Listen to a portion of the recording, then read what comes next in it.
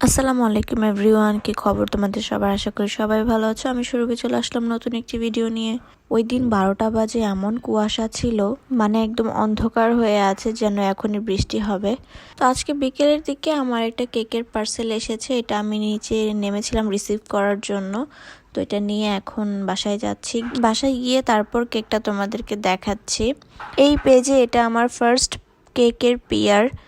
তো এটা আমি খুলে দেখছিলাম কেকটা কেমন। কেকটা সত্যি খুবই অসাধারণ, খুবই সুন্দর ছিল সিম্পলের মধ্যে, তবে সাইড দিয়ে একটু নষ্ট হয়ে গিয়েছিল। ডেলিভারি ম্যানের দ্বারা হয়তো একটু নষ্ট হয়ে গিয়েছে, যাই হোক ব্যাপার না। আপু অবশ্য এটার জন্য আমাকে বারবার সরি বলছিল। তো আপুর তো আসলে দোষ নেই, এটা রাস্তায় হয়তো একটু ঝাঁকি টাকি লেগেছে, তাই সাইড দিয়ে একটু নষ্ট হয়ে গিয়েছে। তো যেহেতু একটু বিকেল টাইম, আমি ভাবলাম যে একটু বাইরে গিয়ে ভিডিও করি আমার ফুল গাছগুলোর সাথে। ভিডিওটাও সুন্দর আসবে আর ছবিগুলোও সুন্দর আসবে। আর এই সুন্দর কেকটা আমাকে পাঠিয়েছে ব্লিসফুল ডেজার্ট এই পেজটা থেকে। যেহেতু বাসায় কেক এসেছে, তো আমি ভাবলাম যে আয়াতকে নিয়ে আসি বাসায়। আয়াত তো কেক কাটতে অনেক পছন্দ করে, তো আমি তোমাদের ভাইয়াকে পাঠিয়েছিলাম আয়াতকে নিয়ে আসার জন্য। তো এই যে আমার আম্মা জান, সে তো বার্থডে সেলিব্রেশন করবে দেখে খুবই এক্সাইটেড। অবশ্য আজকে আমার আম্মা জান অনেক ব্যথা পেয়েছে, এই যে কয়েক জায়গায় ব্যথা পেয়েছে, তারপরও মাশাল্লাহ অনেক খুশি কেক কাটবে বলে।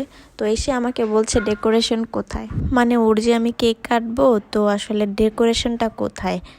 ওর ধারণা জন্মদিন মানেই হচ্ছে ডেকোরেশন প্লাস অনেক মানুষ থাকবে। অনেক বোঝানোর পর সে কেক কাটতে রাজি হয়েছে, নইলে তো বলছিল যে কেক কাটবেই না। আর আসার পর থেকে শুরু করেছে কখন কেক কাটবে কখন কেক কাটবে, তাই আমি আর লেট করি নাই, আসার সাথে সাথে কেকটা বের করে নিয়ে এসেছি।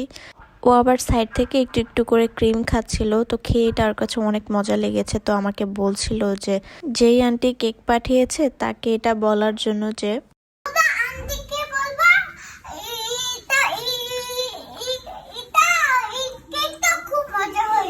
ও মাই গড, তাই? তো ব্লিসফুল ডেজার্ট পেজের আপুকে অনেক ধন্যবাদ এত সুন্দর একটা কেক পাঠানোর জন্য। আমার ভাতিজি খুবই খুশি হয়েছে কেকটা পেয়ে প্লাস কেকটা খেয়ে। শুধু আয়াত না, আমাদের বাসার সবার কাছে কেকটা খুবই ভালো লেগেছে। এটা চকলেট ফ্লেভারের একটা কেক ছিল। হোমমেড কেকগুলো আসলেই সত্যি খুবই মজার হয়। আর কেকের প্রত্যেকটা লেয়ারে খুবই ভালো পরিমাণে ক্রিম ইউজ করেছিল, আর কেকটাও খুব সফট ছিল। খেতে খুবই অসাধারণ ছিল সত্যি কথা বলতে। এমন না যে পিয়ার পাঠিয়েছে এর জন্য আমাকে ভালো বলতেই হবে, এরকম কিছু না। আমার কাছে যেটা ভালো লাগে আমি সেটা ভালো বলি, যেটা খারাপ লাগে অবশ্যই সেটা খারাপ বলি। আমার কাছে কেকের মিষ্টিটাও একদম পারফেক্ট ঠিক মনে হয়েছে। এদিকে তো আয়াত সবাইকে খাইয়ে দিচ্ছিল, পরে গিয়ে বাবাকে ওই রুমে গিয়ে খাইয়ে দিয়ে এসেছে। আর এরপর তোমাদের ভাইয়াকে খাওয়াতে ভুলে গিয়েছিল, তাই সে এখন তোমাদের ভাইয়াকে খাওয়াচ্ছে। আর পুরো কেক একদম মুখের ভিতরে দিয়ে দিয়েছে, আর সেটা নিয়ে খুব সে মজা করছিল। যাই হোক, আমাদের তো কেক কাটাকাটি শেষ, পরে সবাই মিলে কেক খেলাম। খেয়ে এখন আয়াতের জন্য একটু পরে আর কি নাগেটস আর সসেস ভেজে নিয়ে এসেছি। আয়াতের শরীরটা খুব খারাপ লাগছিল, বারবার করে বলছিল যে ও বাসায় চলে যাবে, ওর মেবি ব্যথা বাড়তেছিল। যাই হোক, এরপর আমি আয়াতকে বাসায় দিয়ে আসার সময় এখন টেইলার্সে আসলাম। ভাবি ফোন করে বললো যে ভাবিরাও টেইলার্সে এসেছে। পরে একবার আয়াতকে নিয়ে এখানেই আসলাম, আমারও জামাগুলো নেওয়া লাগবে যেগুলো বানাতে দিয়েছিলাম।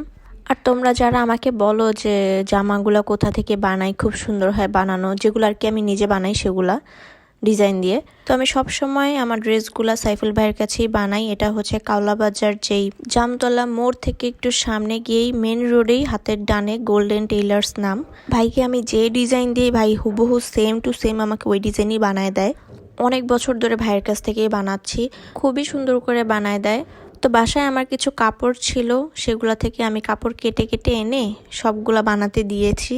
ওগুলো এখন নেওয়ার জন্য এসেছি। এই যে কতগুলা ড্রেস, মানে কিছু ড্রেস বাসায় পরার জন্য, কিছু ড্রেস বাইরে পরার জন্য। আর ড্রেসগুলো আমি অনেক লুজ দিয়েছি, যখন পরবো তখন তোমাদের সাথে শেয়ার করব। যারা কাওলা থাকো বা কাওলার আশেপাশে থাকো, তারা কিন্তু চাইলে ভাইয়ের কাছ থেকে জামা বানায় দেখতে পারো, সত্যি খুব সুন্দর করে বানায়। তো এখানে ভাই আমার সবগুলো ড্রেস বের করে আর কি গুছাই দিচ্ছিল, আর এখানে ভাবিও ড্রেস বানাতে দিতে এসেছে, যেগুলো সব আমার। ভাবি আবার খুব লজ্জা পাচ্ছিল। আর এই যে আমাদের জ্যোৎস্না কাকি, আর এই যে আমাদের আয়াতমণি। যাই হোক, এই ছিল আমার আজকের ভিডিওটা কেমন লাগলো অবশ্যই কমেন্ট করে বলে যাও। দেখা হবে নেক্সট ব্লগে। আল্লাহ হাফেজ।